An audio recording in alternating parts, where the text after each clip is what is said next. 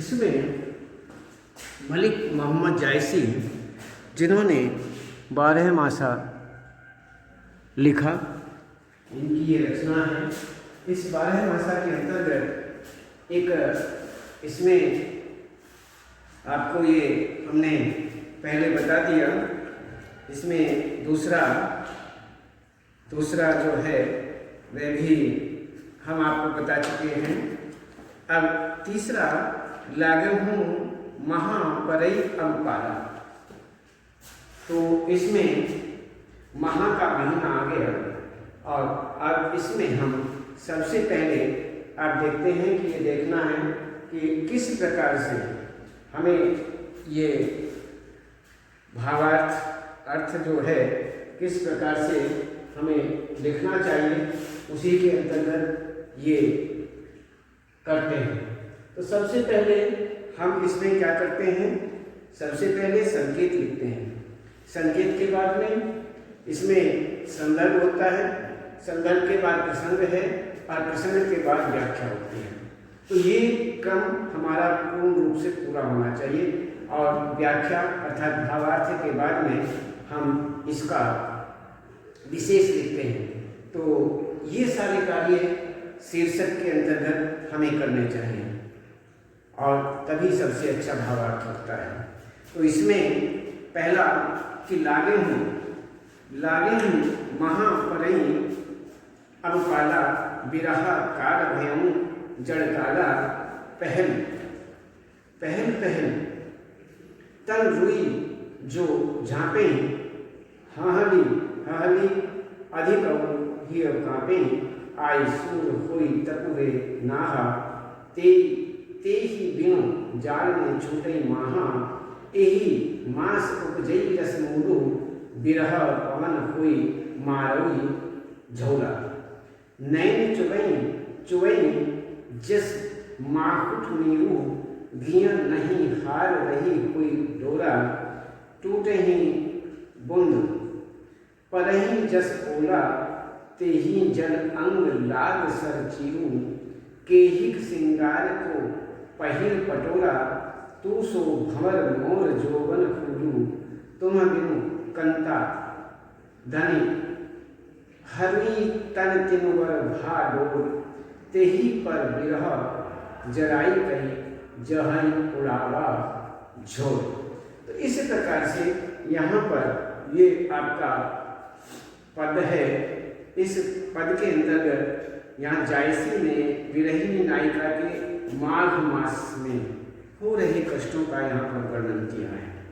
तो माघ महीने में नागवती की जो स्थिति है, उस स्थिति की तुलना मौसम में आ रहे बदलाव से तथा विरह के तीव्र होते जाने के रूप में यहाँ पर की गई।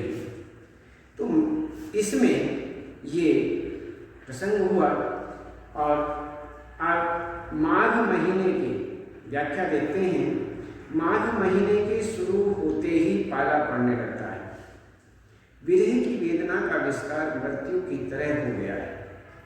पहले तो मैंने शीत से बचने के लिए शरीर को रुई से ढका, किंतु हृदय की धड़कन तथा शरीर का कंपन घटने की वजह जगह बढ़ने ही लगा, उसकी जगह घटने की जगह वह बढ़ने ही लगा और वह बढ़ता ही गया।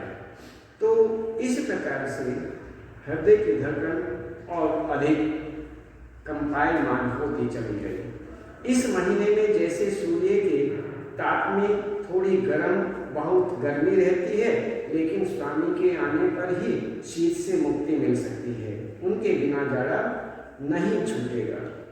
नागमती कहती है कि उनके बिना जाड़े का छूट जाना संभव नहीं है। तो इस प्रकार से वैसे भी इस महीने में काम वासना प्रबल होती है और ऊपर से विरह रूपी पवन का झोंका इसे और तीव्र कर रहा है। आंखों से आंसू वर्षा की बूंदों की तरह टपक रहे हैं। इस विरह जल के कारण शरीर को बाण के समान दुख मिल रहा है, अर्थात आंसू की जो बूंद है वो लोग के समान बरस रही है। आंसू जो निकल रहे हैं, ऐसा प्रतीत होता है मानो ओले पड़ रहे हों। उनके जल का स्पर्श बाण की पीड़ा दे रहा है। जल का स्पर्श जो है ऐसा प्रतीत होता है मानो बाण चुभ रहे हों, तीर चुभ रहे हों। नागमती इस प्रकार कहती है कि इस विरह अवस्था में किसके लिए श्रृंगार करूं तथा किसके लिए रेशमी वस्त्र धारण करूं। मेरा गला सूख गया, इसमें हार कैसे पहनूं। नागमती कहती है कि प्रिय, मैं तुम्हारे बिना इतनी सूख गई हूं कि मेरा शरीर हल्का हो गया है और यह तिनके के समान हिल रहा है। विरह की अग्नि इस तिनके को जलाना तथा विरह पवन इसे उड़ा देना चाहती है, अर्थात तुम्हारे वियोग में मेरे अवशेष भी नहीं मिल पाएंगे। तो इस प्रकार से यहाँ पर ऐसा बताया गया। तो इसमें बताते हैं कि ये हुआ आपका भावार्थ। इस भावार्थ के बाद अब हम देखते हैं कि विशेष अवधी भाषा में सशक्त अभिव्यक्ति है, प्रकृति का स्वाभाविक चित्रण है। कवि ने माघ मास में जाड़े से एवं विरह से पीड़ित नायिका का यहाँ पर वर्णन किया है। काव्यांश में नागमती का नायक रत्नसेन के लिए विरह वर्णन किया गया है। वियोग वर्णन के लिए 12 मासा पद्धति यहाँ पर विशेष रूप से अपनाई गई है।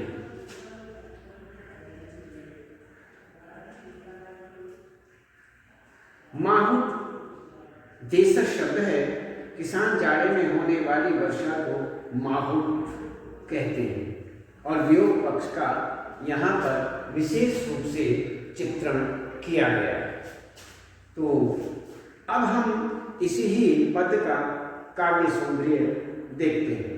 काव्य सौंदर्य भाव पक्ष के अंतर्गत और कला पक्ष के अंतर्गत। काव्यांश में नागमती की जो माघ महीने में विरह विदग्धता का हृदय स्पर्शी वर्णन कवि ने यहाँ पर किया।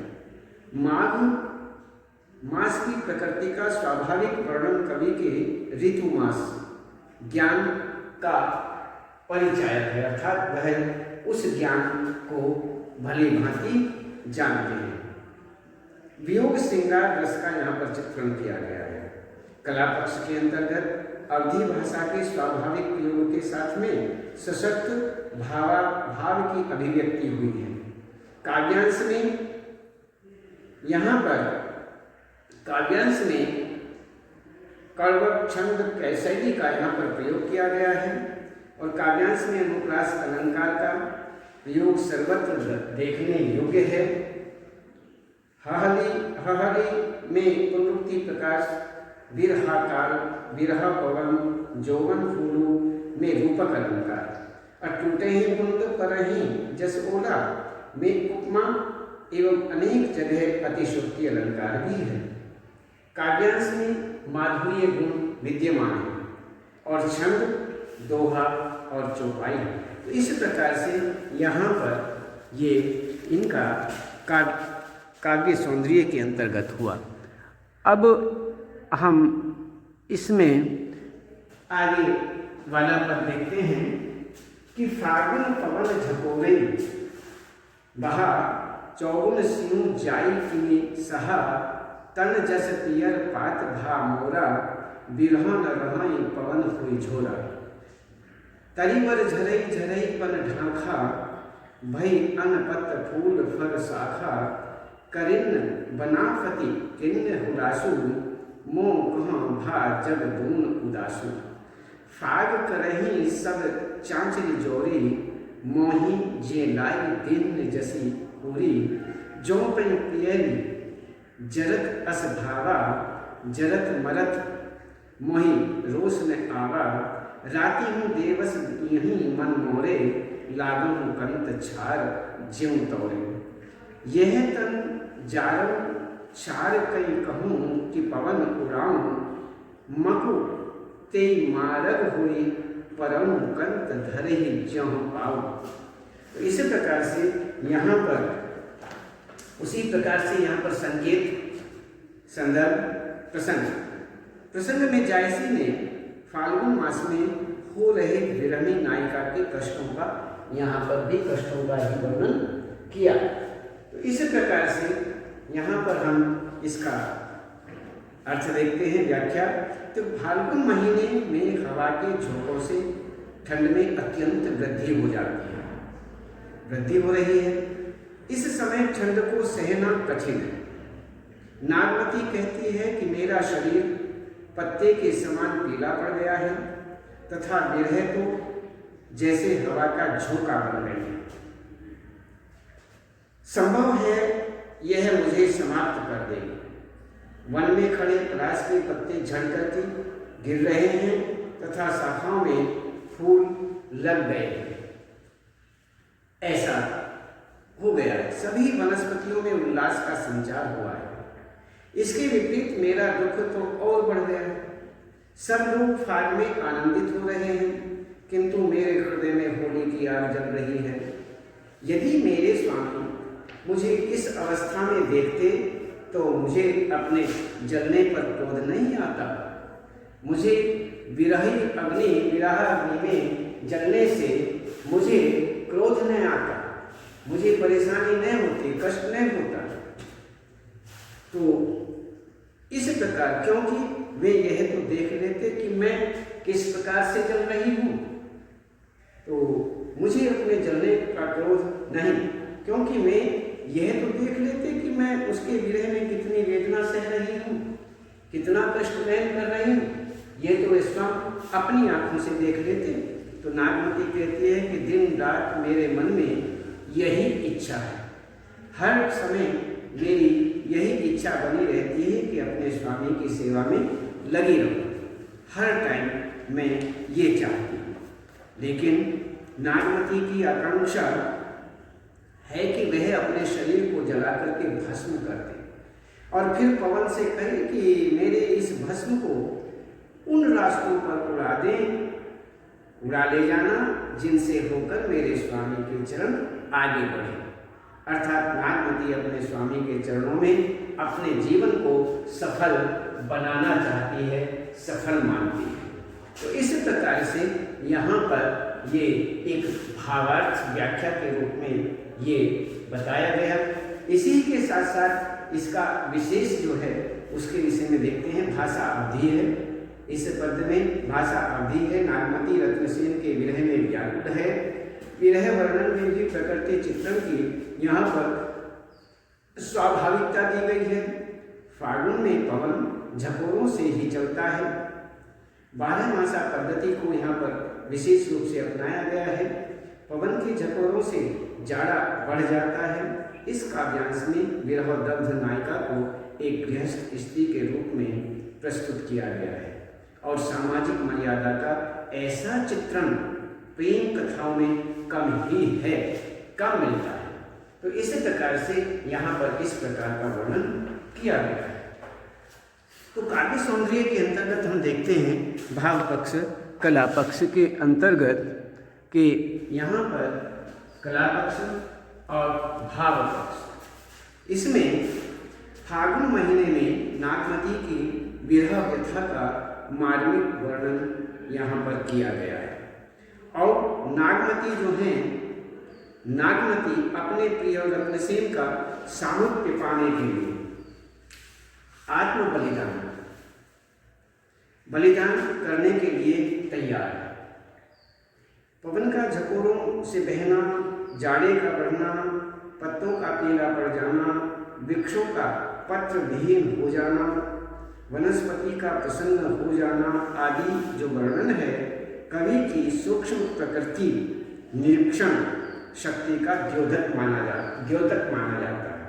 तो इसमें प्रकृति को उन्होंने सूक्ष्म दृष्टि से निरीक्षण किया है, अर्थात सब कुछ ज्ञान उन्हें प्राप्त है, यही उसका द्योतक माना जाता है, अर्थात उनको पूर्ण ज्ञान है। तो इस प्रकार से यहाँ पर ये हुआ हमारा भाव पक्ष। कला पक्ष के अंतर्गत तद्भव शब्दों से युक्त अवधि के सुंदर साहित्यिक रूप का यहाँ पर विशेष प्रयोग किया गया है। और प्रतीकों के अंतर्गत यहाँ पर माध्यम से ग्रह को तीव्र बनाया गया है, प्रकृति का मानवीकरण किया गया है। काव्य रचना यहाँ पर वही काव्य छंद शैली में है और काव्यांश में अनुप्रास है। झरई झरई में पुनरुक्ति प्रकाश अलंकार है। तन जस पियर पात भा मोरा में उपमा अलंकार है। और विरह न रहें पवन में उत्प्रेक्षा तथा जगह जगह अतिशोक्ति भी आया है। अभिधा शब्द शक्ति से काव्यांश में सहजता और सजीवता उत्पन्न हो गई। और यहाँ पर छंद जो हैं दोहा और चौपाई यहाँ पर छंद हैं। तो इस प्रकार से यहाँ पर ये विशेष रूप से यहाँ पर बताया गया है कि काव्य के अंतर्गत इस प्रकार से यहाँ पर बारह मासा के अंतर्गत मलिक मोहम्मद जायसी ने इस प्रकार से यहाँ पर बताया। इसके बाद और हम फिर आगे बताएं।